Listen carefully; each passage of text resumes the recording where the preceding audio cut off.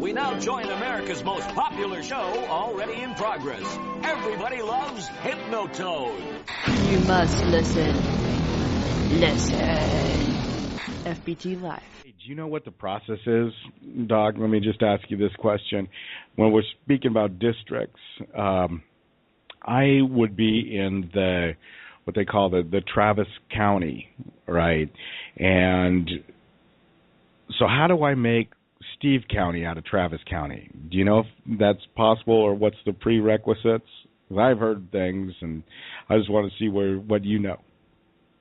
Well, in the original Constitution, to come up with another county was only about 100 people had to be there. So that's one of those things today that would have to be updated for the modern era. But originally, 100 people, and you could have started a county back then. And that it still holds true today. That's what the Constitution says, right? I think it's still in there, but it may have been amended. That's something else Senator Wilson, I'm sure, will know off the top of his head. And it looks like just called in, so you probably can bring him on anytime you want to. Yeah. Well, this will be good. Love talking to Bob. Bob Wilson, Senator of District 8. Let me push the button, watch the little swirly thing. Hey, Bob, are you with us? I sure am. My God, thank you for joining us. My pleasure. Okay. Hey, go ahead, Dave. You take it. Thank you, Senator Wilson. It's a pleasure to have you, and I'm sure it's going to be very entertaining for all the people that are listening tonight. Thank you. I heard a question about how many people to start a county. Yes, sir. We were just talking about that. The last I heard, it still takes 100, but of course, in those days, 100 was a lot of people. Today, it's not very many.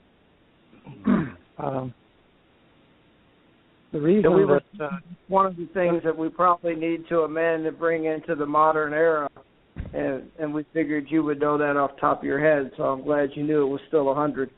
Yeah, but there is another way to look at that question, too.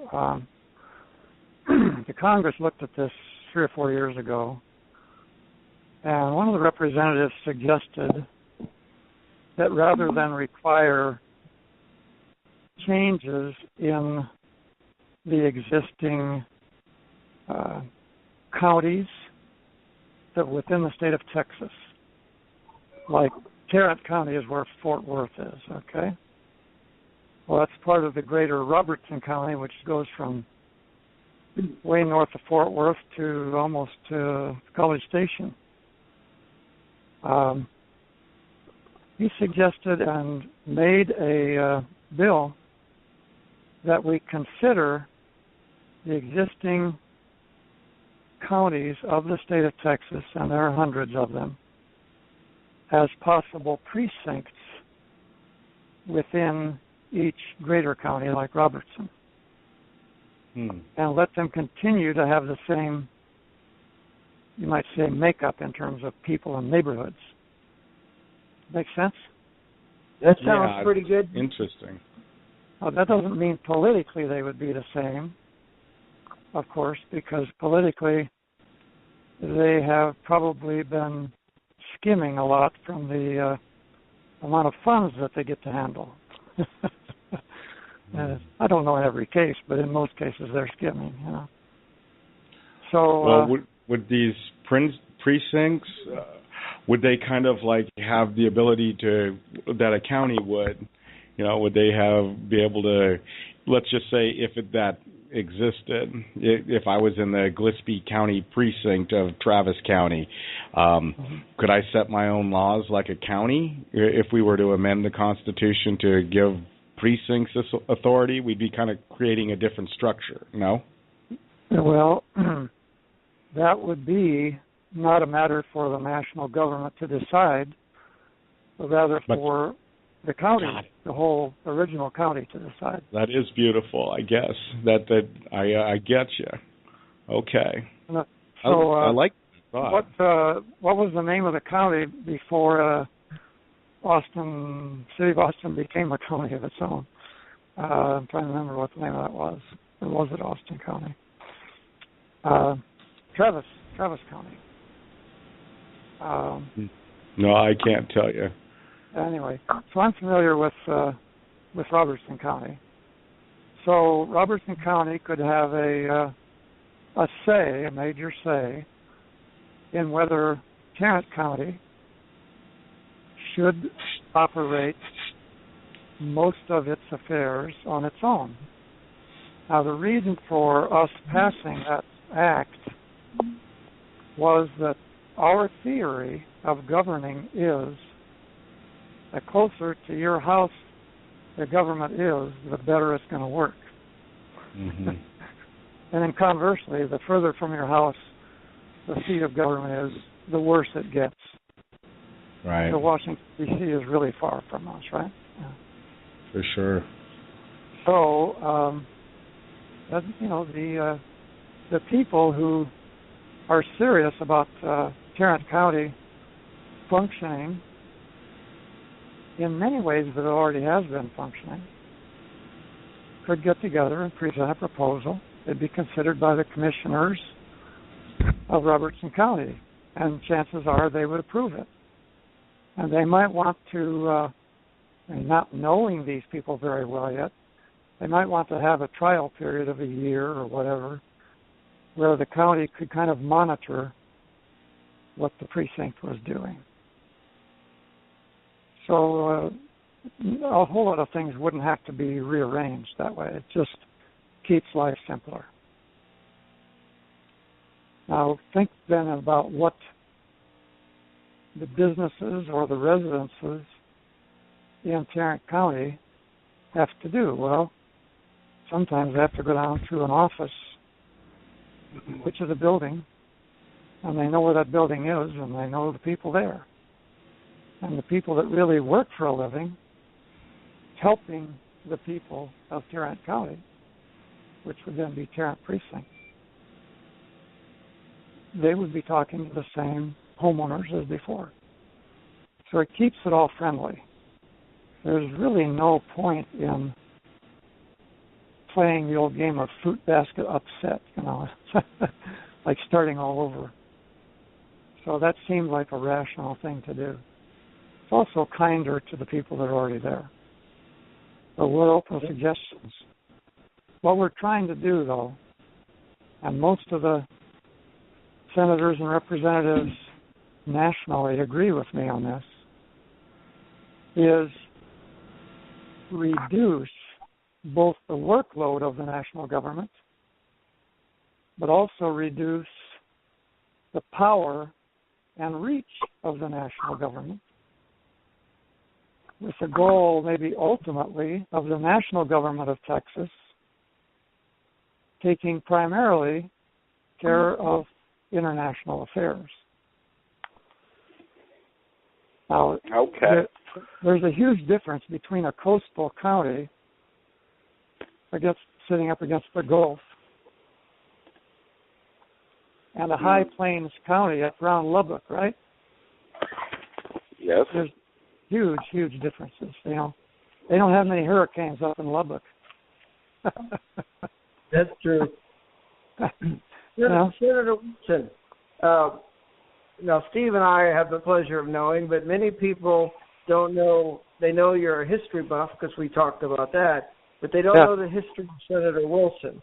What things led you to where you're at now? How'd you end up with the Republic? And also, if you would touch on how you once ran for office on the other side of that coin, and now you've successfully gotten in as a senator in the Republic of Texas. If you kind of just tell us a little bit about Senator Wilson.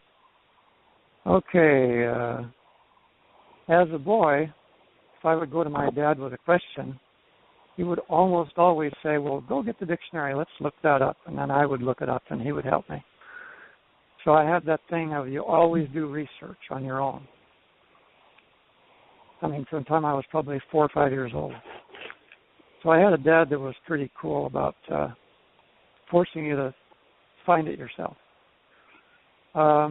He also said, if you earn $1 cutting somebody's grass, put 50 cents in the bank, which I did. and later put it into,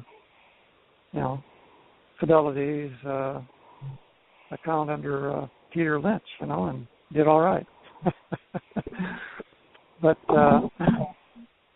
it was always think things through, and then I decided instead of working in the family refrigeration business to go to college and became a mechanical engineer, and then instead of trying to repair greasy refrigeration equipment, I designed equipment as an engineer, so I kind of moved into the analytical part of that too.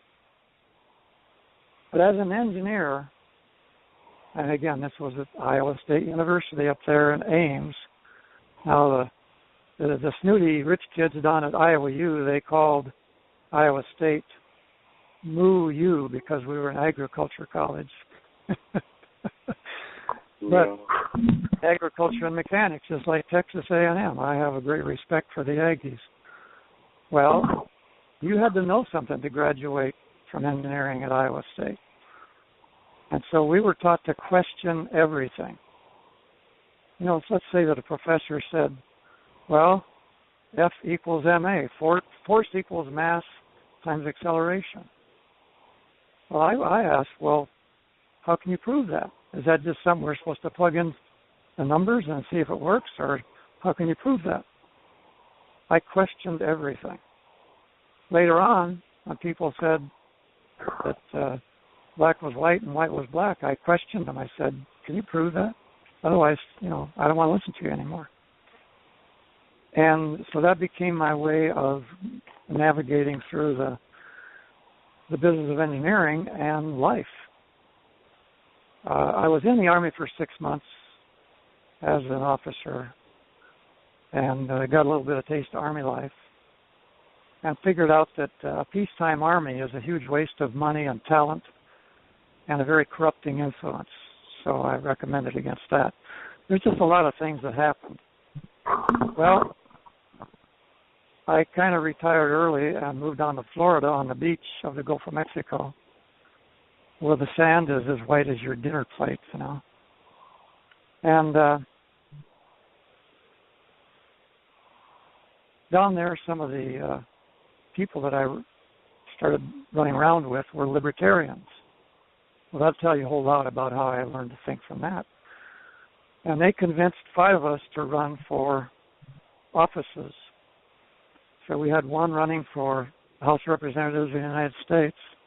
Richard did. Another one ran for county commissioner.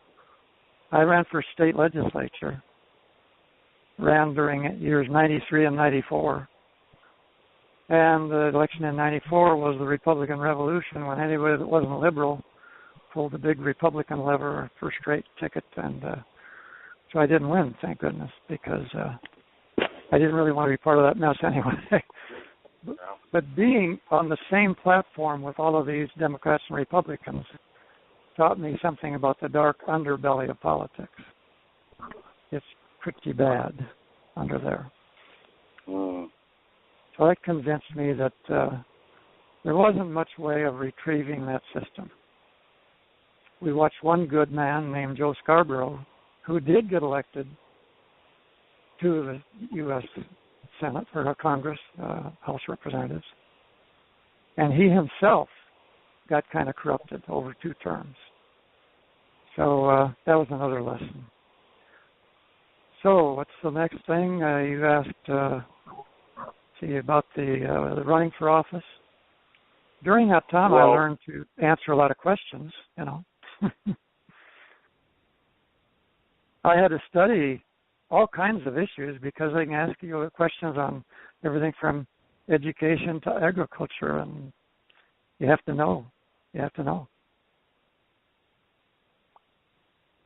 Well, what actually led you to find Texas and the Republic of Texas? What steered you that path? I see you were kind of, the whole government thing was spoiled for you running for office. Yeah, I didn't want to run for office again.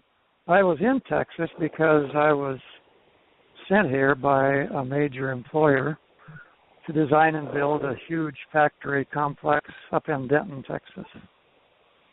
And, of course, they moved me here and bought my house in Illinois and everything so that they could put me here.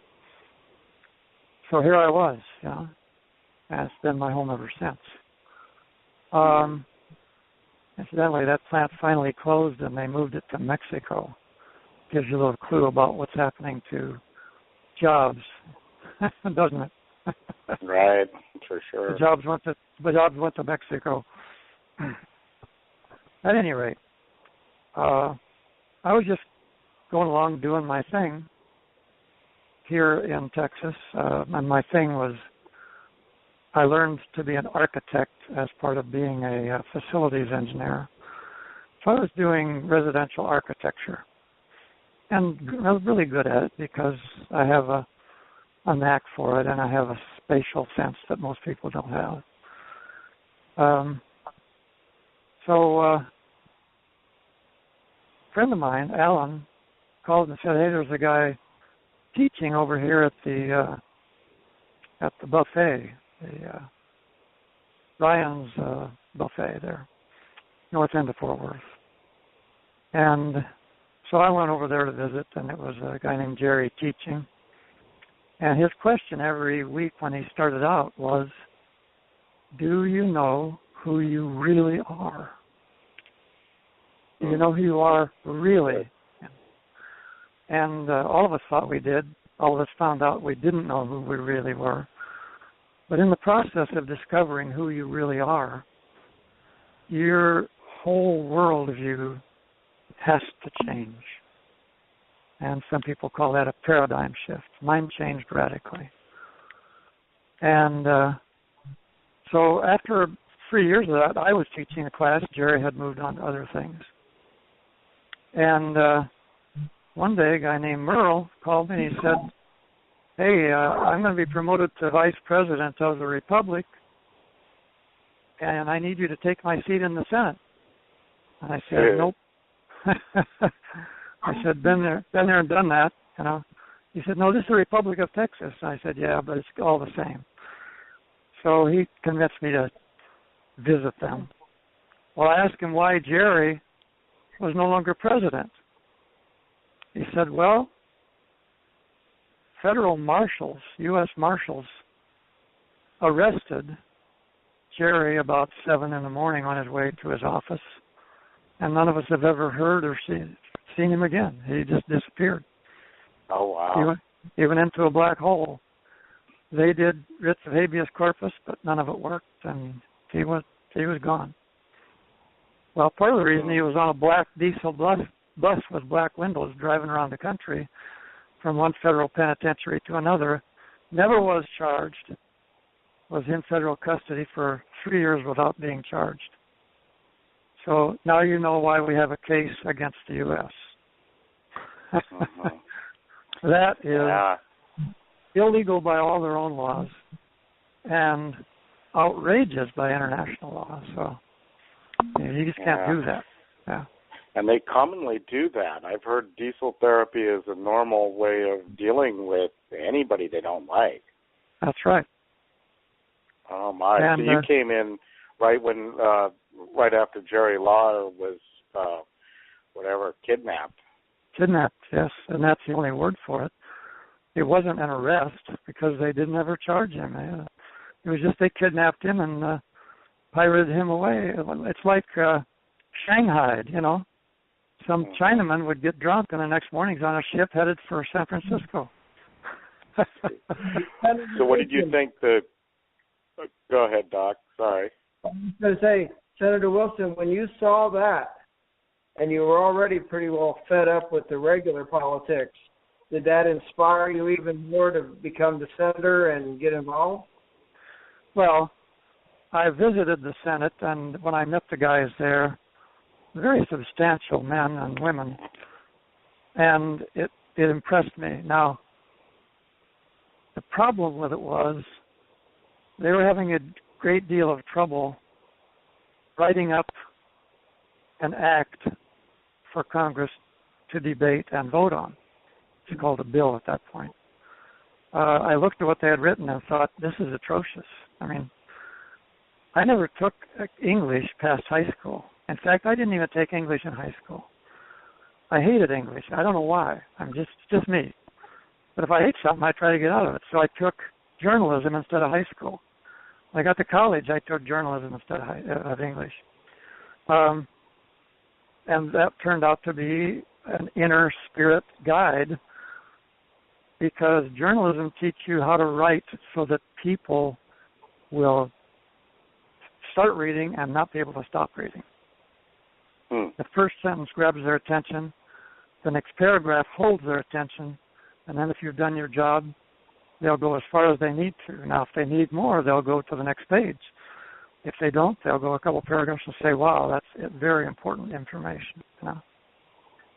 So I'm a real stickler on writing journalistically, and when we were writing the press releases or news releases after the Valentine's raid, I put forth about 10 rules for good press releases. Later, a reporter from the Houston Chronicle came and said about the same thing, to us at one of our congresses. You got to keep it brief. Otherwise, reporters don't know what to do with a 2-page press release. They really don't know what to do with it. Yeah, I saw that a lot. So you decided that the Senate was something that you could, you'd be interested in doing, and the Republic of Texas might be an avenue that would work, or during the be viable. For the first year, I had my doubts, serious doubts, that it would really ever accomplish the mission, and the mission being independence and a sovereign nation again. Mm-hmm.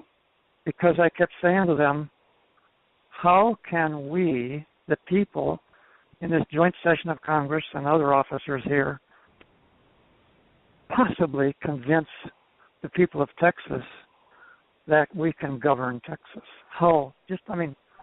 In your wildest dreams, tell me how you think that's going to happen. Not that they're not competent of governing, but are we able to convince even 10 million people in Texas that we are capable of governing Texas? Well, the answer then was no, we can't. Well, the 7+ years since then, everything has changed. Brighter, younger, more skilled and educated people have come to us because they see that we're serious. And now, yes, we can govern Texas, and yes, we can also convince,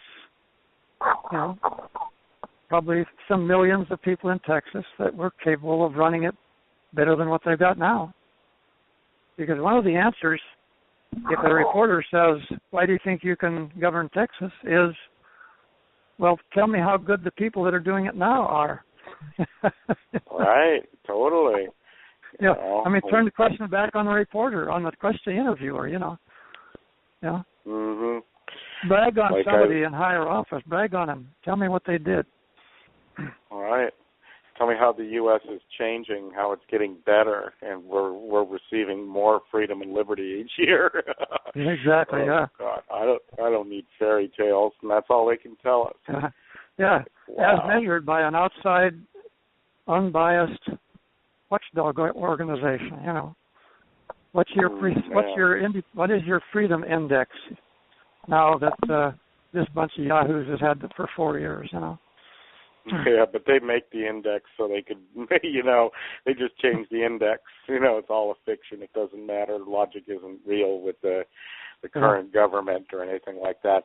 Hey, I wonder if you could tell me a little bit about, it's Anson Jones, or is it Ansel? What was his name? The last president before it was Anson. Yeah, Anson Jones. I heard.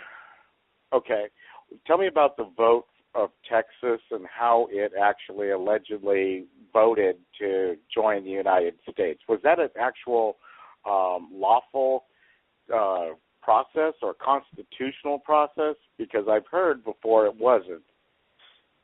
You're correct. The Constitution, written in 1836, in no way allowed a president to even come in close to calling for a referendum, he would have been impeached immediately in the 1830s, okay, and on into the 1840s. So he was violating the Constitution, but I doubt that he'd ever read it. Anson Jones was two things. He was a medical doctor. I've read his history. I've read most of his journals that are written while in office. They were required, the president, to keep a journal. And then I read his memoirs, too. And he was about to give up on the Republic of Texas. It feels to me like everybody in office in the Republic of Texas is looking for a way to make their own life richer. Well, none of them were rich. They were dirt poor, but he meant better, Just if I could just make my own family's life a little better. And so there was a lot of that self-serving stuff. That was in 1837 and 8. By 1840, he had changed his tune. Now, during those years, he started out in the defensive skirmishes, which we call a war for independence. It was not a war, it was a retreat. It was a long, frustrating series of retreats as Santa Anna advanced. Houston would pull his armies back further and further, so that's not much of a war. And it was all defensive. So his job was patch up the people injured on the battlefield because, they did have confrontations. But Houston always was retreating before the full force got there.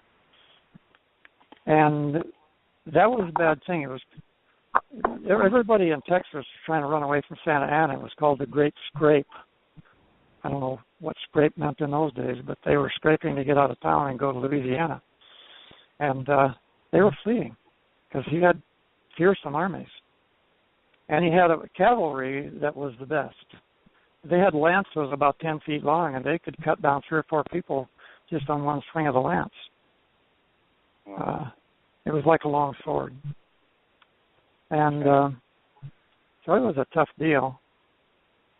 At any rate, he was a medic, and he saved lives. Well, he had occasionally put down his bag and pick up his rifle and shoot, and he was wounded in one of those skirmishes. So he served valiantly.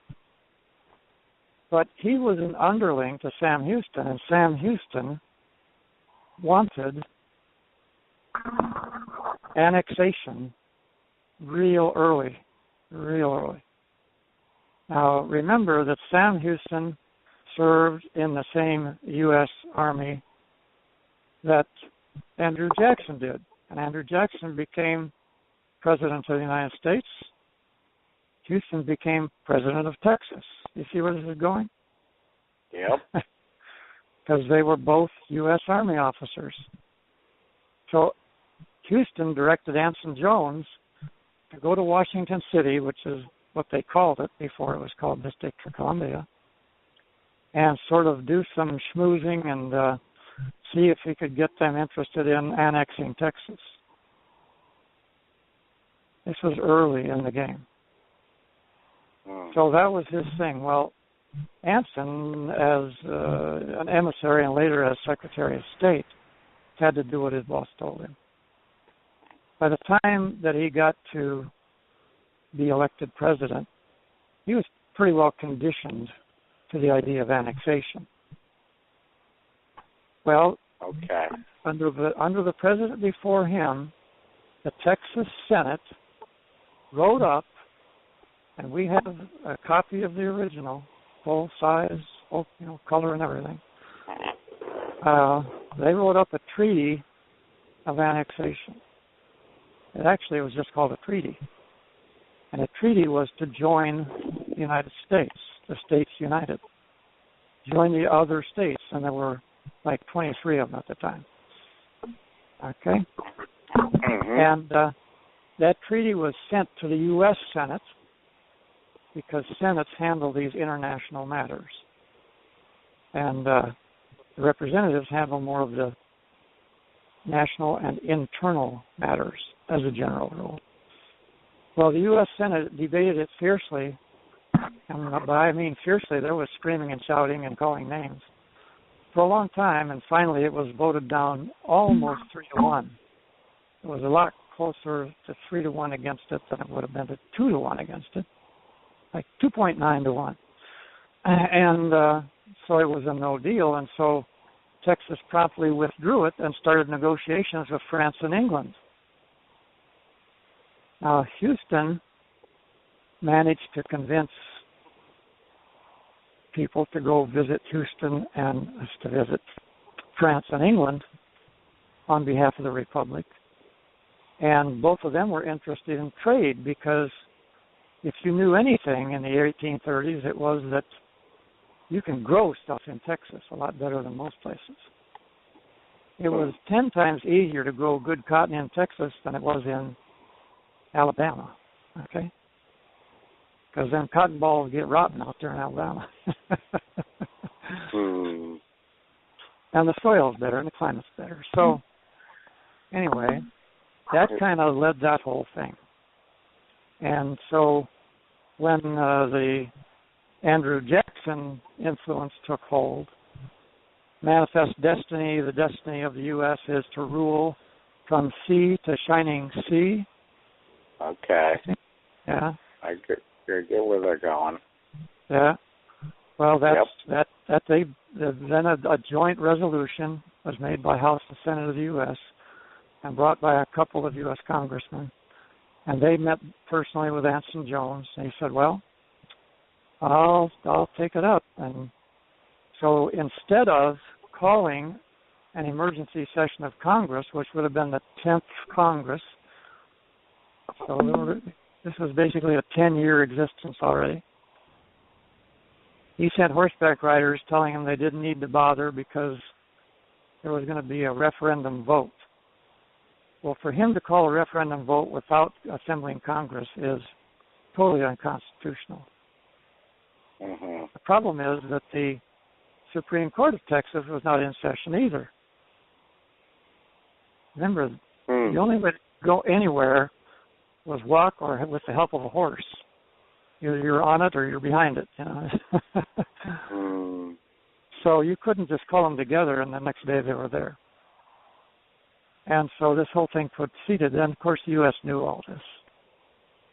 And it was a timing thing, kind of like the Federal Reserve Act. What month was that? What month? That like in December?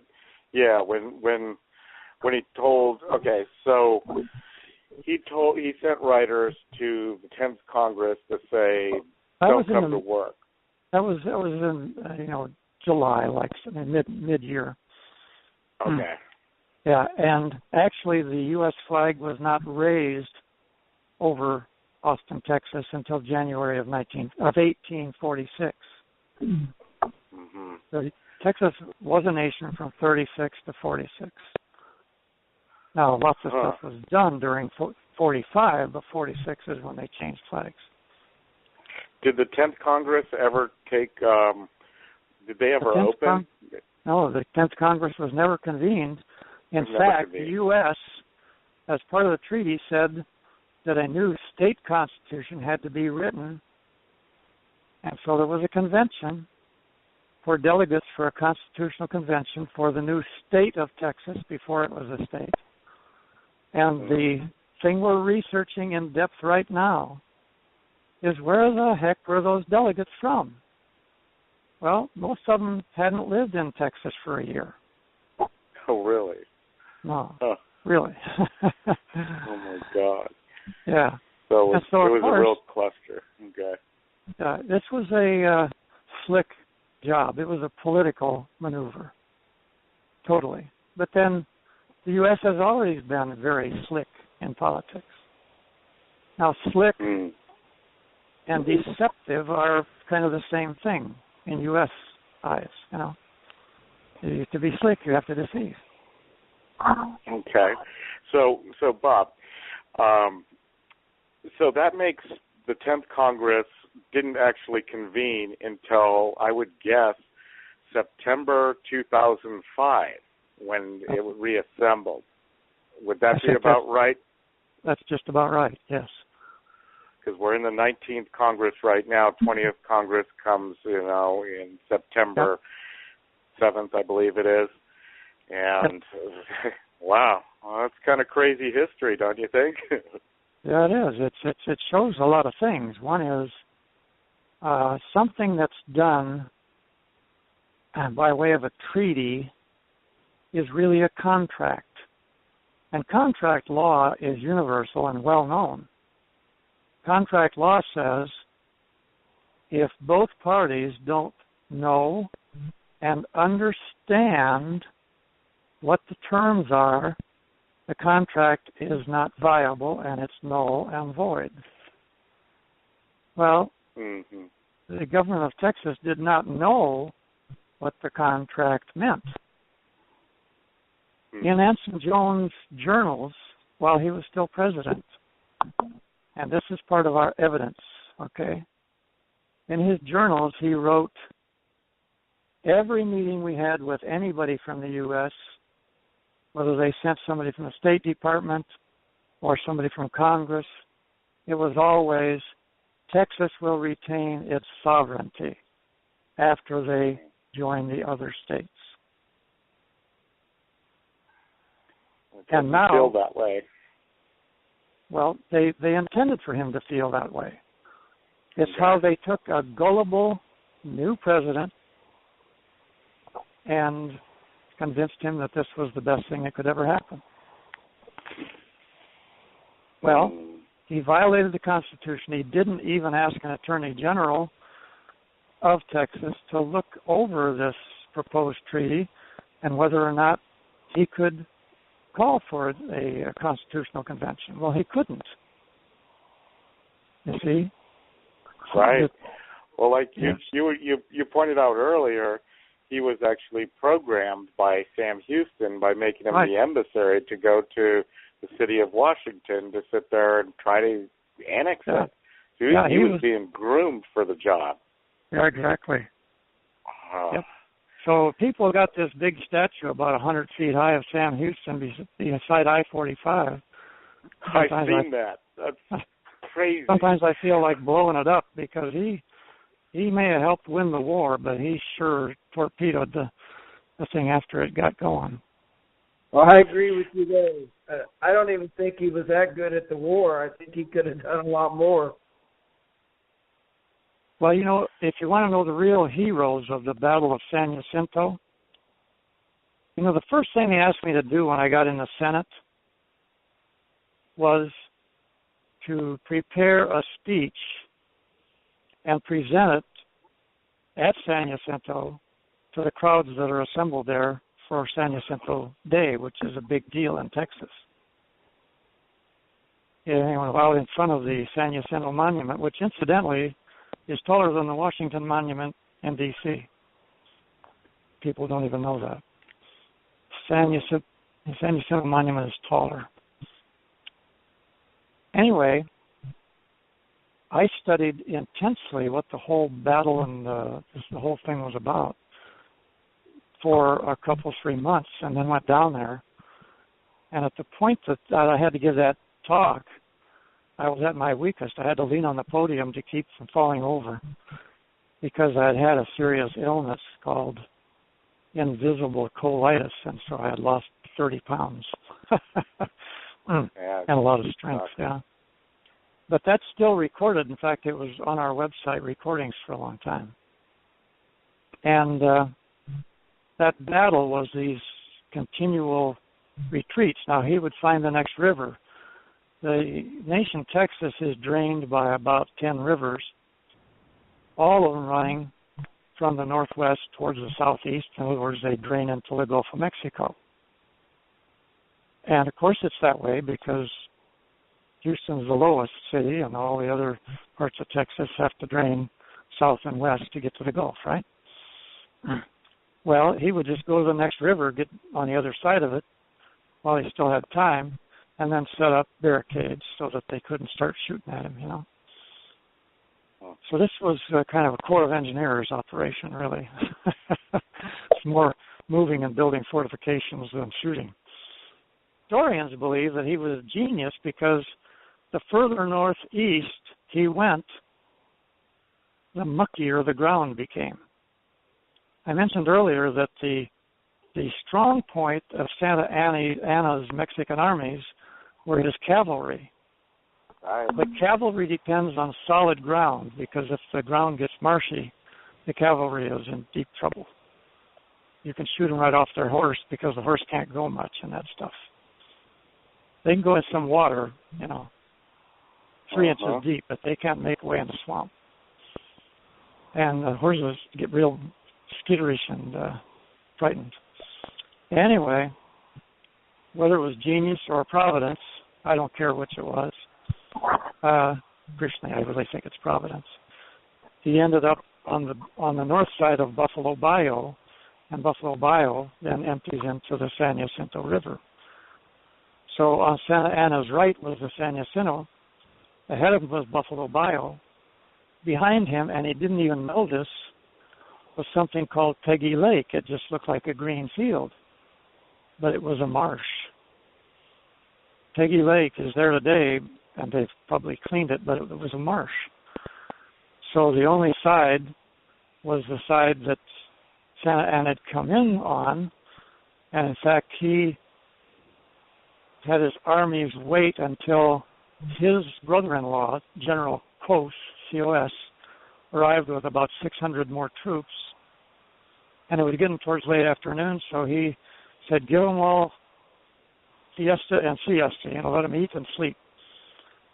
So Houston waited until it was dusk, and his troops had made rafts for a couple of little cannons called the Twin Sisters. They were filled with grape shot. The grape shot was probably the size of a small grape. It was cast iron. So they had to tamp the powder in, put the wadding in, and then they had this grape shot. They floated these Twin Sisters across and set them up, dragged them up onto the land. And in those days, soldiers were horses that pulled cannons up on the land. And they set them in a crossfire, and when it was just barely dark enough, he had a musket. He had the cannon shoot, and he charged forward yelling, charge. The infantry went across, waded across Buffalo Bayou, and the cannons were firing ahead of time. Well, most of the Mexicans that were standing up were mowed down by the grape shot, and a lot of the barricades that were dead trees and dead cows and stuff was blown away by the grape shot. So the Mexicans threw down their muskets and ran. And they ran backwards. They turned around and ran towards the retreat zone, which turned out to be a marsh, and they were getting bogged down in the marsh. And the Texians were so angry, they were screaming, remember the Alamo, remember Goliad. And they just went in there and slashed them with bayonets and did everything, clubbed them to death with the butts of their rifles. Houston said, cease fire, stop fighting, riding his horse around like a real general. And they didn't listen to him at all. They completely disobeyed him. 17, 18 minutes later, everybody had either surrendered or was dead. It was an 18-minute war, which shows after you murder the people of the Alamo and you murder people at Goliad, when you finally get into a place you don't know, you're going to lose. But like most tyrants, he was extremely arrogant. He was so arrogant. Yeah, go ahead.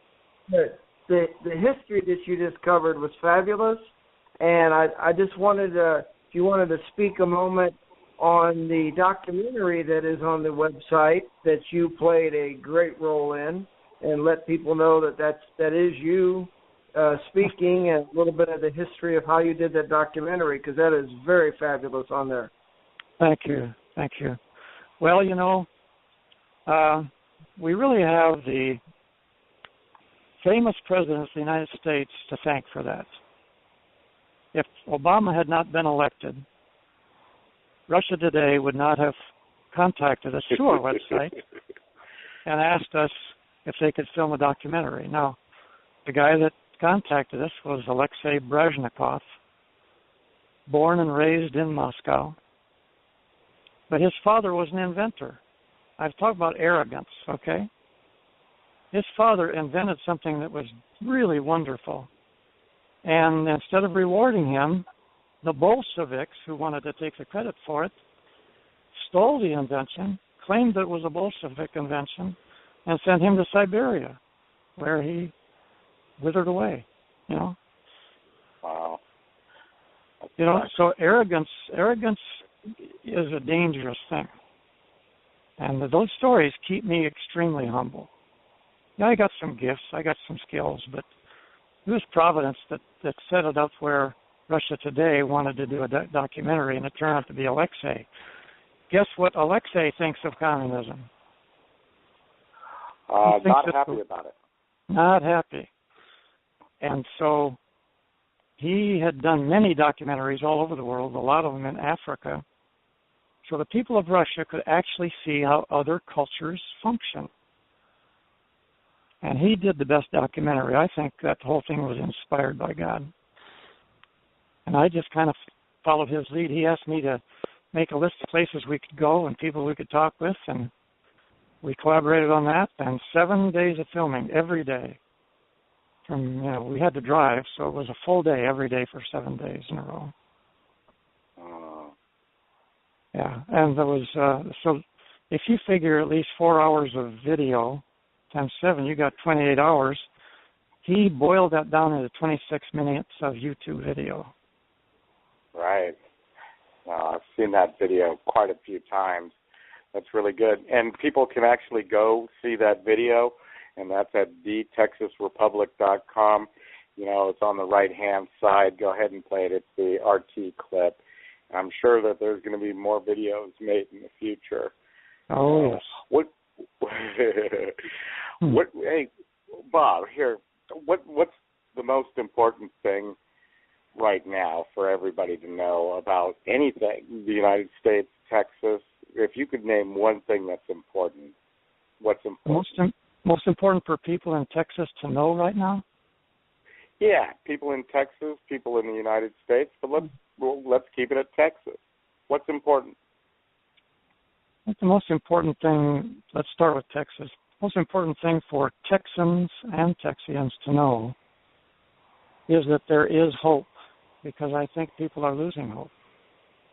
Mm-hmm. And the reason that there's hope is that we have finally, the guys that started this have been at it for over 20 years now.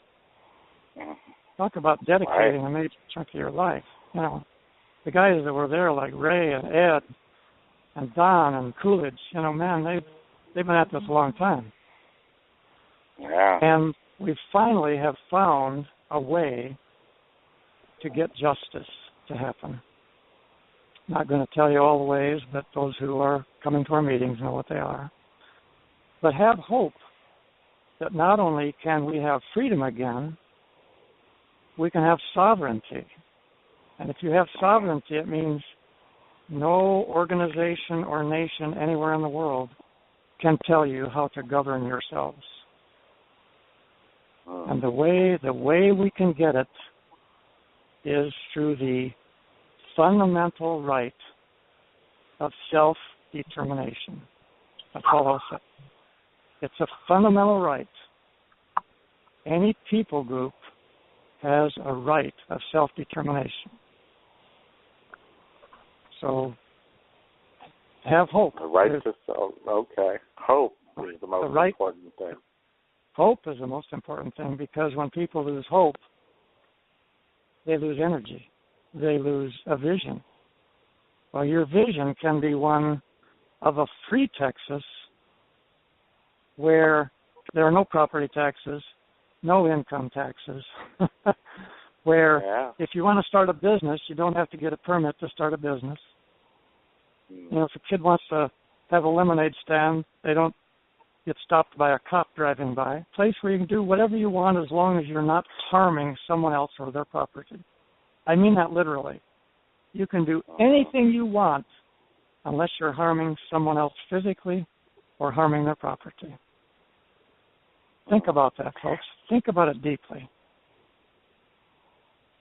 So, Senator Wilson, when did you decide that it was really, truly possible and that it was going to happen? What point turned you? Well, you probably remember hearing that over 2.5 years ago, someone that was there at the beginning said, I'd like to have a meeting with people who really want to make a difference and are willing to commit one day a month and study between every monthly meeting, deep, intense study, to the cause of independence.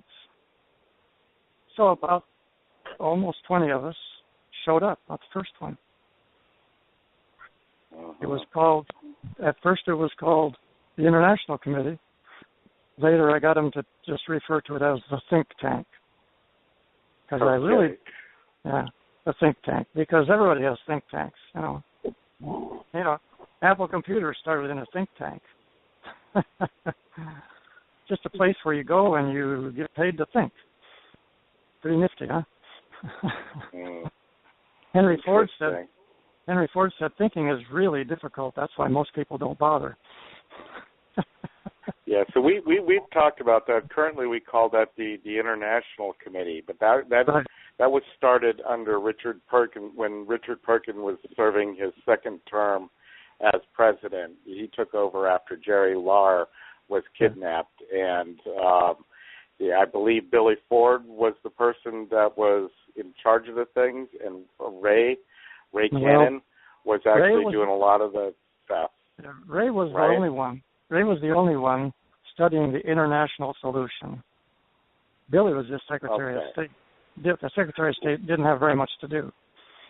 We didn't even have good ID cards yet, But Ray said, if you really want to make a difference, I think I found a way, but we got some years of studying to do before we're ready to do it.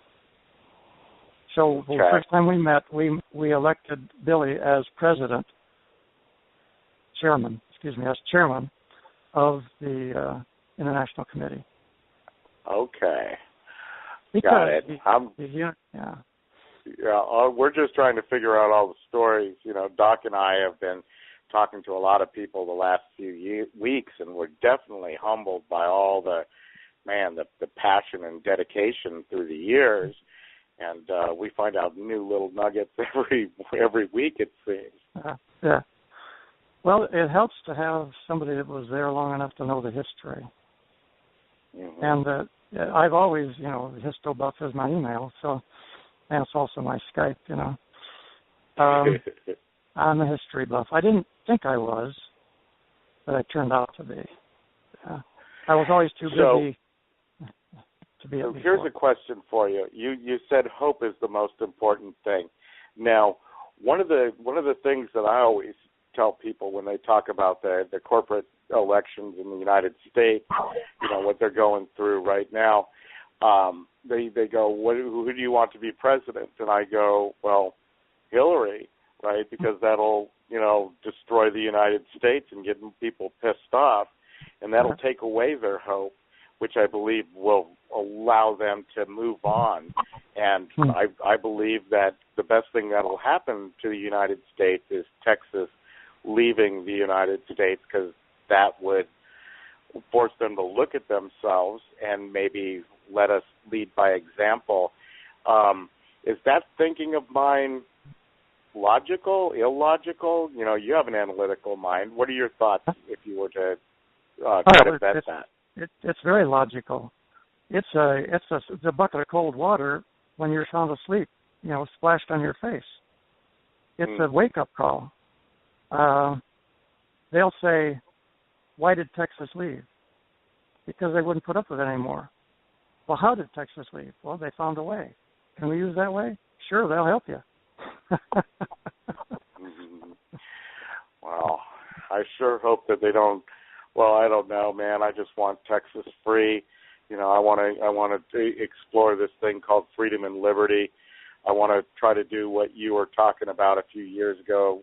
President Jarnicki likes to quote you in saying that nobody alive today, he says something like that, nobody alive today has ever lived under a true republic. That's you know? true. So we have to reinvent the wheel. I know, but you know what's weird, Bob? I mean, so there's this thing called there's all sorts of the Republic of China. No, there's all sorts of republics in name, but they don't really act like republics. Do you want to know why there's so many republics? Yeah.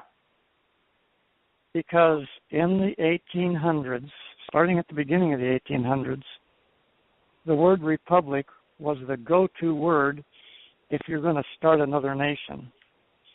So when the communists took over China, they called it the People's Republic of China. Well, the communists always say it's the people's, but some peoples have a whole lot more power than other peoples. Okay. But they call it a republic, and so even the Soviet Socialist Republics, you know, the Union of Soviet Socialist Republics, was trying to make it sound like they were a republic. But, you know, John Wayne made a lot of money making movies. And with his own money, he made a movie, for production costs and all. He paid them all. It was called The Alamo. And in that movie is this poignant scene where he's musing over the word republic, and he says, that's a mighty big word, you know. It brings a lump to your throat. And he starts going through the things about a republic. So everybody needs to watch that. John Wayne's Alamo. Okay. The Alamo. The name of it. It's just The Alamo. Yeah. John Wayne. Yeah, that was the best Alamo movie. Yeah. So there's a lot of good stuff out there, man. Yeah. As far as... Go ahead. No, it's you, man. Before we run out of time, what kind of support have you found? You kind of got to be a liaison with all the reporters, people from around the world. What kind of support have you found for what we're trying to do? Immense support. I was interviewed just in a period of about 5 months by China TV, German radio, Russia Today TV, French TV. Italy didn't get there. I was on The Daily Show, the one with Jon Stewart. And then more newspapers than I can possibly remember. And then a large number of freelance writers who said this is a big story. Now, the biggest story wasn't when he got elected, it's when he got reelected. But the story wasn't his reelection. The story was that over 200,000 people in Texas went to the whitehouse.gov website and said, let us go. We don't want to be part of you anymore. Well, that didn't affect Obama very much, you know, but it affected the news media all over the world. What's going on that 200,000 people have the nerve to tell the White House, let go, we want to leave. And that's when things really busted loose. Wow. We're running out of time, Bob. Oh, is there something that we need to cover? Something you want to tell the folks before we hear the music? Yeah, I think we ought to put a link on our website to something that's called A Simple Philosophy of Liberty. And that way they can just click on that, and it will take them to this little, it's called a flash movie, whatever that is, but it's animated. And, you know, elementary school kids can understand it perfectly. Grown-ups might even be able to understand it. We're none too smart. Yeah. Well, because we're not used to the animated stuff. But it goes very logically, and the logic is so powerful. The first premise is, who owns your life? Well, you own your own life. Then it just goes on from there. What issues from everything issues from the fact that each of us owns our own life. Nobody else does. And that's a fantastic tool. So we'll put that up on the website. In fact, I guess the parting note is go to thetexasrepublic.com and look at some of the stuff that's there. It's pretty amazing. And we're putting more on every day. Yeah, well said. Sounds good. Well, thank you, Senator Wilson, for joining us. Oh, thanks for inviting me. It was fun. Well, thank you very much. You made us look good because we told everybody it would be entertaining and educational, and I don't think anybody quit listening. So thank you very much for coming on. Well, I appreciate it, David, very much. Thanks. Okay. Any closing thoughts? We got about a minute left. Are you there, Dave? Yeah, I'm here. I was waiting to see if Senator Wilson wanted to say anything. He did a great job. The history is fabulous. That documentary, I didn't realize who all was involved in that documentary, so that was kind of great. And people can go to the website, the Texas Republic.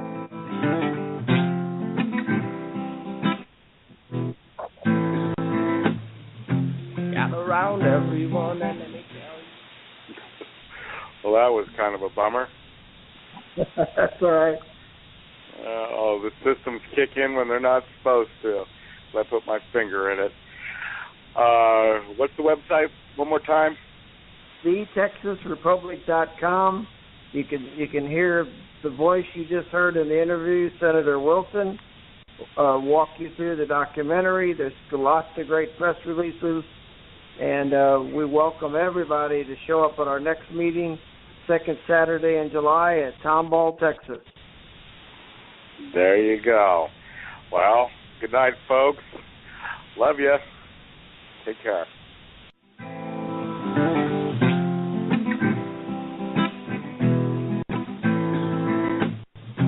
Got around everyone and let me tell you a tale of a time when our people just didn't kill each other. Instead they gave with all that they had to give. Made sure that our brothers and sisters were clothed and fed. Praise the Mother Earth.